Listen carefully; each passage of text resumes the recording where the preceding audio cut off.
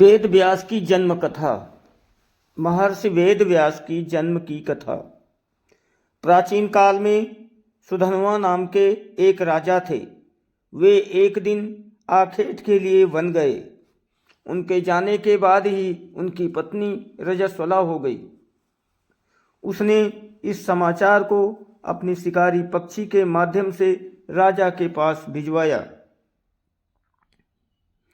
समाचार पाकर महाराज सुधन्वा ने एक दोने में अपना वीर निकालकर पक्षी को दे दिया।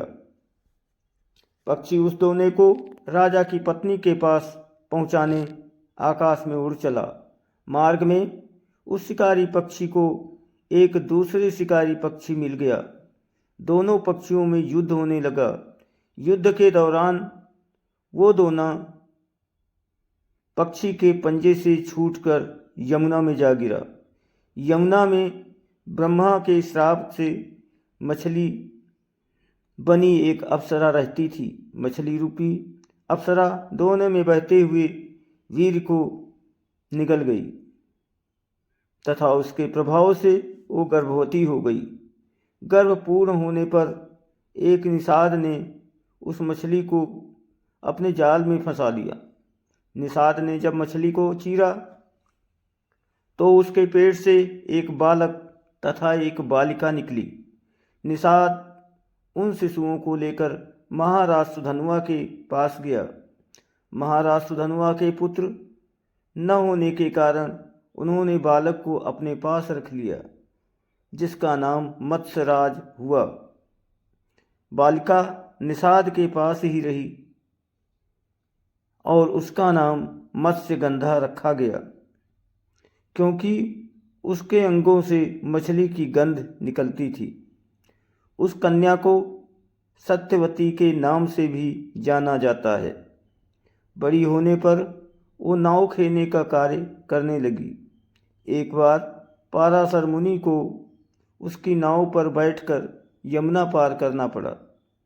पाराशर मुनि सत्यवती के रूप सौंदर्य पर आसक्त हो गए और बोले, देवी, मैं तुम्हारे साथ सहवास करना चाहता हूँ। सत्यवती ने कहा, मुनिवर, आप ब्रह्मज्ञानी हैं और मैं निषाद कन्या, हमारा सहवास संभव नहीं। तब पाराशर मुनि बोले, बालिके, तुम चिंता मत करो, प्रसूति होने पर भी तुम कुमारी ही रहोगी। इतना कहकर उन्होंने अपने योग बल से चारों ओर घने कोहरे का जाल रच दिया और सत्यवती के साथ भोग किया। तत्पश्चात उसे आशीर्वाद देते हुए कहा, तुम्हारे शरीर से जो मछली की गंध निकलती है वो सुगंध में परिवर्तित हो जाएगी। समय आने पर सत्यवती गर्भ से वेद वेदांगों में पारंगत एक पुत्र हुआ। जन्म होते ही वो बालक बड़ा हो गया और अपनी माता से बोला, माता, तू जब कभी भी विपत्ति में मुझे स्मरण करेगी, मैं उपस्थित हो जाऊंगा। इतना कहकर वो तपस्या करने के लिए द्वैपायन द्वीप चले गए। द्वैपायन द्वीप में तपस्या करने तथा उनके शरीर का रंग काला होने के कारण उन्हें कृष्ण द्वैपायन कहा गया। आगे चलकर वेदों का भाष्य करने के कारण वे वेद व्यास के नाम से भी विख्यात हुए।